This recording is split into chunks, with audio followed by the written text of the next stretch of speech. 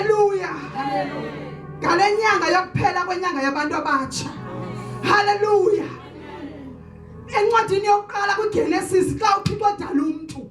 Hallelujah. Wathi uma emilisela, hallelujah, ezakwenza umuntu wamisa izulu. Hallelujah. Ngoba wayefuna impilo yakhe ngaphakathi emntwini. Hallelujah. Bantu abatsha ndifuna ukuthi kule nyanga uThixo uma esiqoqa uzovusa impilo yakhe kungaphakathi lethu. Hallelujah. Siyaqoqwa uma kusenza umuntu akholula. Hallelujah. Even omama uma bekhulela ukholula ukwenza umuntu, ndibona tata kukwezinsuku uThixo esenza umuntu. Hallelujah. Uthixo usibuyisela kuqaleni. Hallelujah. Ngoba uthatha konke igemu wathi sihamba nemisebenzi yamandla. Ngoba uThixo ufuna usibuyisela kuqaleni. Ngoba ufuna ukuvuka impilo yakhe ngaphakathi kuthi. Uma uThixo edala umuntu wazigobela kuye, wamnika imphefumulelo yakhe, wayamnika isimilo sakhe. Hallelujah. Ufuna ukuqabulula isimilo sakhe ukuze kuvuke onyana. Hallelujah. Onyana kule generation yethu. Hallelujah. Abahamba ngokuhlakanipha kwabo. Hallelujah. Uthixo ngafuna ukuhlakanipha komuntu kodwa ufuna ubulumko bakhe kuthi. Hallelujah. Igeneration ephambili, bantu abatsha singabantu abaphambili abazi zonke izinto. Hallelujah. Silibala ukuthi sinesimilo sikaThixo. Ngoba uThixo ufuna ukusiqoqa sibe ngonyana abamiliselweyo. Uma kuthethwa kuthiwa kuvusa onyana, uma hey, hallelujah. Uma kusithiwa kwenziwa uThixo, hallelujah, kuthiwa singoThixo, it means kuvusa impilo yakhe kuhlokoloza ngaphakathi lethu. Hallelujah. Ngicela ukuthi bangcwele ndifuna uthetha nje ngento ezimbili. Hallelujah. Sithetha into ezimbili, ukuhlakanipha nobulumko. Hallelujah. Hallelujah. Omenga phambili. Hallelujah. Ndiye ndaqhubeka. Hallelujah. Nditshisa into ndoyika lokanda kanti usemveni kwami. Hallelujah. Ndibulisa ngokukhethekileyo kakhulu umama notata. Ndaza sisamvana abangcwele. Ndibulisa umama notata. Ndiyalihlonipha kakhulu umama notata ukuthi ndime endaweni yenu. Ayonto encinci lena nenzayo ukuthi niyasifundisa ukuze sikwazi ukuqhubeka sesingaphandle kodwa kuvuka isimilo sikaKristu. Hallelujah. Ndibulisa omama bafundisi. Hallelujah. Otata abakhulu, omama abakhulu, abantu abatsha neSunday school. Hallelujah. Ome apha ngaphambili ke ndiyazasake unandipha mfazweni ohlala eVergenoeg. Hallelujah. Kumnandi kushumayela endlini kaThixo kukho ifamily yakho. Hallelujah. And kukho abantu abakwaziyo nasekuhlaleni anizobaxela ngoba kukho abantu abakwaziyo nasekuhlaleni umuntu onjani. Ingaba lento ithethwa apha kuthethwa ngesimilo sikaKristu, kuthethwa ngokumiliseleka kukaThixo kungaphakathi lethu, kuthethwa ngobuThixo bethu ngoba kade kahle singoThixo. Hallelujah. Uma wesiphefumulela ezikhuphela kuthi wayesenza uThixo basemhlabeni. Khangela kaloku xa kuthiwa xa kudala umuntu kuthiwa yonke indalo, yonke into ephezu komhlaba ilawulwa ngumuntu. It means singoThixo. Ndifuna ngothanda njengento ezimbili ndizohlala phansi. Ndivukelwe utata kaSithi Nzoma kule ndawo. Ndavukelwa ukuhlakanipha nobulumko. Hallelujah. Kule nyanga yabantu abatsha abahlakaniphileyo abazi zonke izinto, even nako ne-internet yabakhokhela bazi yonke into. Hallelujah. Ndavukelwa yilonto ba hayi man kukhona phi iphazame kakhona. Hallelujah. Sihambisa ukuhlakanipha kwethu. Hallelujah. Simlibala uThixo nobulumko bakhe. Hallelujah. Sihamba endleleni silibale ukuthi ukhona uThixo omkhulu owasezulwini. Ndizothela nabantu abatsha. Hallelujah. Ndicela sivule incwadi yethu yeBhayibhile. Hallelujah.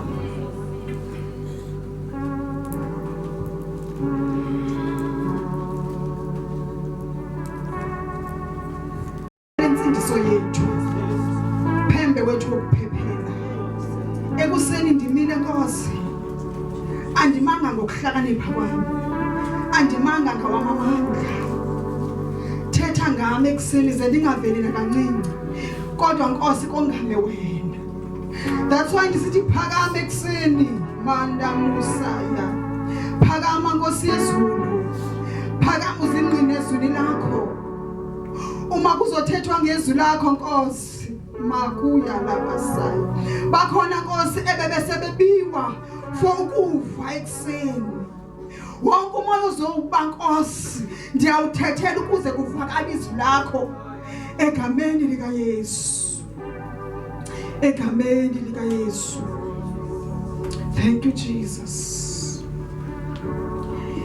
Lithi izwi lenkosi musa ukuzibona usisilumko wena ngokwakho. Ndaweni yalonto hlala uhlonela undikhoyo. Ubucezele ububi. Lonto ke iyakunika impilo umzimba wakho. Atsho omelezeke amathambo akho. Verse 7 bangcwele. Verse 7.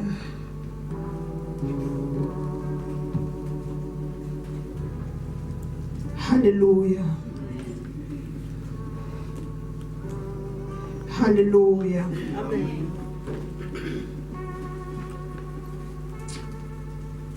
Ithi kwenye ngokulelo musa ukuba sisilumko kwakho amehlo. Yoyika uYehova usuke entweni embi. Ukuphila kwabakho enkabeni yakho nokuqina emathanjeni akho. Hallelujah. Inoba abanye banalo version ichoyo. That's why belahleka. Hallelujah. Amen. Bangcwele ukuthini uba sisilumko kwawethu amehlo. Qala. Hallelujah. Ukuba sisilumko kwawakho amehlo. Hallelujah. Kukuthi umzekelo uTata uyasifundisa apha ngobunyana. Usibuyisele ubuthixweni. Usifundisa isimilo sikaThixo. Uyasazisa kanye ba intoni isimilo sikaThixo. Hallelujah. Ohlakaniphileyo ke uzokwenza ingathi uyayazi yonke la ndithetha ngutata. Ilanto ithi musa usibona usisilumko kwawakho amehlo. Xa unokuhlakanipha kwakho uzathi kudala nje ndikhonza ndikunyana kaThixo. But awuyazi ba uThixo uthini kwelixesha. Uvusa kanye abantwana bakhe. That's why bendifuna ukuthi ndithetha ngokuhlakanipha plus nobulumko. Thina ke singabantu abatsha sibona ukuthi hayi man kunini kwashunyayelo siyayazi ngonyana bakaThixo siyakhonza siyayicaweni ngecawa. Sizenza izilumko kwethu amehlo. Asikwazi uvulekela kwelinye icala sibone uThixo ufuna ukuthini. Sifuna sive izinto ezintsha uba uThixo ufuna ukuthini. Soloko nje uTata eShumayela siyamaza thina uzawuthetha ngesimilo. Siyamaza thina ngobunyana. Hallelujah. Kanti uThixo ufuna ukuveza incakasane yakhe. Uthi ke masingabizi izilumko. Because if sizizilumko kwawethu amehlo siphoswa izinto zikaThixo. Masingahambi phambili kuThixo sazi izinto zakhe kodwa sizazi. uThixo masisoloko singazi. So that asifika apha sifike si-empty azokwazi ukugalela. So akakwazi ukugalela entsukeni endala ngoba wena kaloku sisilumko unguklever endlini kaThixo. So awukwazi ukuva. Hallelujah. Uzuku umuntu omtha sawuzazi ba namhlanje ndizakwenza ngendlela ethile. Uphuma nje endlini uphuma sawudakumbe already because sawuyazi le ndizawuthethwa. Kakade lizi kudala ndilifunda. But uThixo namhlanje masingabizi izilumko. Masingahlakaniphi. Hallelujah. Masingahlakaniphi kwethu amehlo. Because siphoswa zimfihlelo zamazulu. Hallelujah. uThixo uma wayidala umuntu wamphefumulela wayefuna kanye elixesha sikulo ngokulentshumayelo ukuze kuzovuka onyana. Hallelujah. Nothonyana abahlakaniphileyo bathonyana abanobulumko kaThixo. Hallelujah. Kwalapha kwincwadi yemizekeliso siyasazi istory sikaSolomon. Hallelujah. uSolomon utata kuDavide. Hallelujah. Wayemhlonele kakhulu uThixo. Hallelujah. Esenza zonke izinto ezifuna nguThixo. Hallelujah. Le ndawo yesibini ethi lonto iyakunika impilo umzimba wakho. Atsho omelezeke amathambo akho. Hallelujah. Ithi apha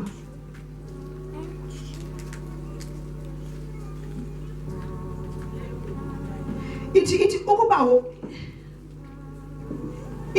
ukuphila kobakho enkabeni. Hallelujah. It means uSolomon, inkaba kaSolomon yayikuDavid, inkaba kaDavid yayikuSolomon. Hallelujah. As umzali wayengunyana wakhe.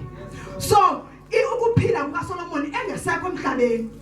Kodwa ngenxa yokuba uthi uSolomon wayengesosilumko utata wayengahlakaniphilanga utatakhe. Uma efundiswe endlini wayebukela enze yonke into exelwa ngutatakhe.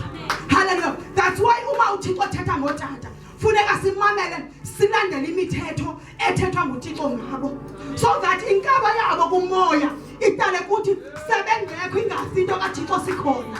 Hallelujah. Ndizovusa abantu abatsha ke ngoku abazommela into kaThixo, ngoba kade inkaba yabo ikuthi inkaba kaDavid yaba kuSolomon, athi sengekho uDavid.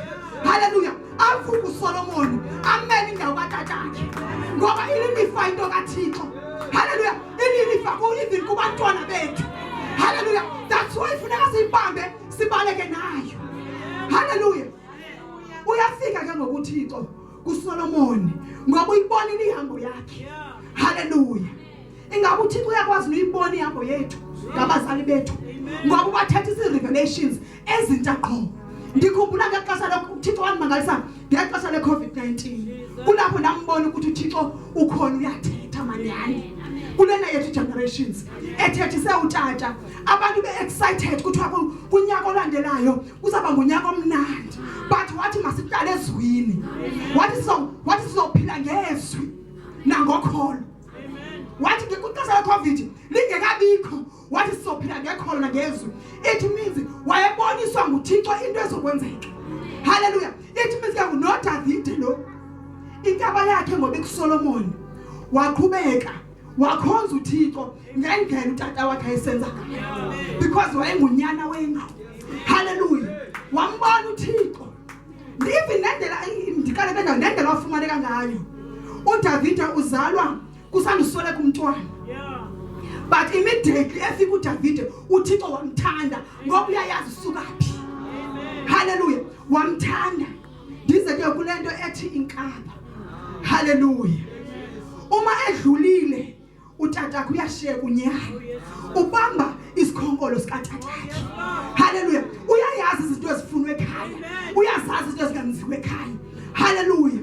Uyamfikela uThixo ke ngoku unyana kaDavid uSolomon uyafikelwa uThixo uthi cela into ndikwenzele. Hallelujah. Laba thina kwelithi ixesha singakwazi ukucela kuThixo ngendlela wayenze ngayo, because wathobela. Lento iqala phe ekuthobeleni, wathobela abazali wade wazothandwa nguThixo. Hallelujah. Wamthanda uThixo, so uthi makacela into.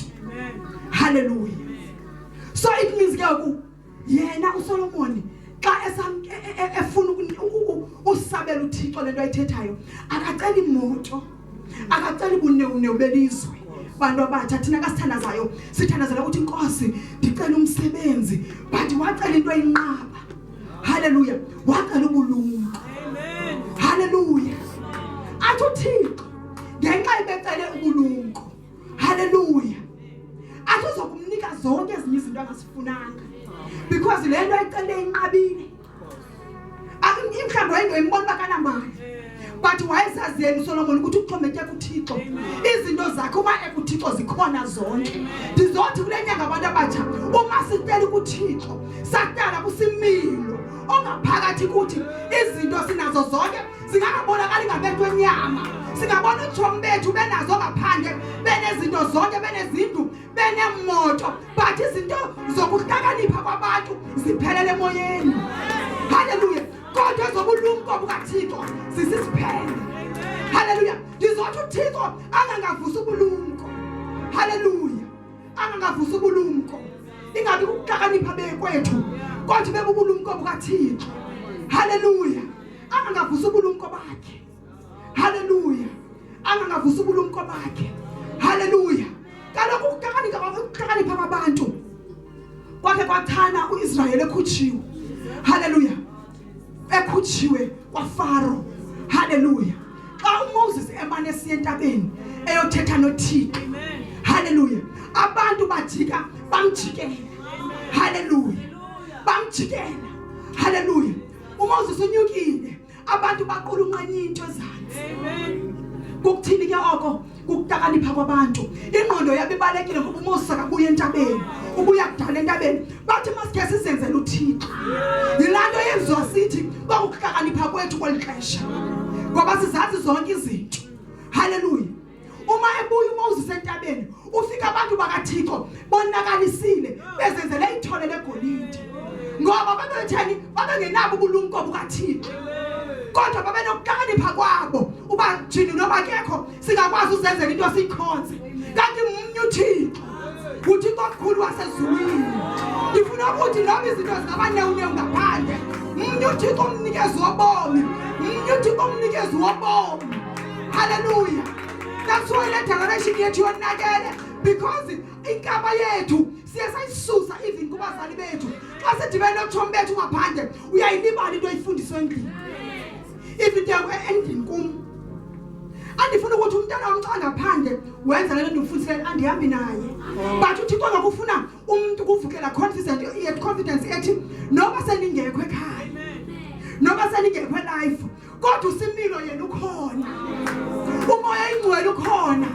Hallelujah. Ukuze akuqokoloze athi nothi wena sewuphakathi kwabo ungenzi njengabo, ungathethi njengabo, kodwa uthetha ngokumiliseleke kuwe, umazi uhayi noewe. Hallelujah. Hallelujah. Sendizohlala phansi bangcwele. Oh Jesus. Sendizohlala phansi. Imizekeliso chapter 9. Hallelujah. Jesus.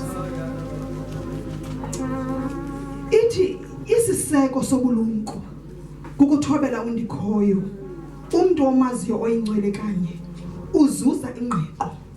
Mna bulumko ndoyenza ibe mininzi imihla yakho, ndiyongeze iminyaka yobomi bakho. Hallelujah.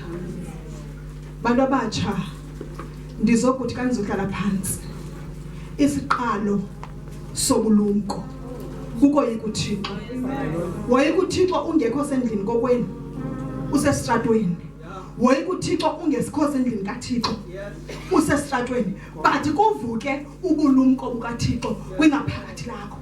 Ndizothi khakho uyibambe ke lento ethi hallelujah. Khakho ucela ubulumko kuThixo bakwenza.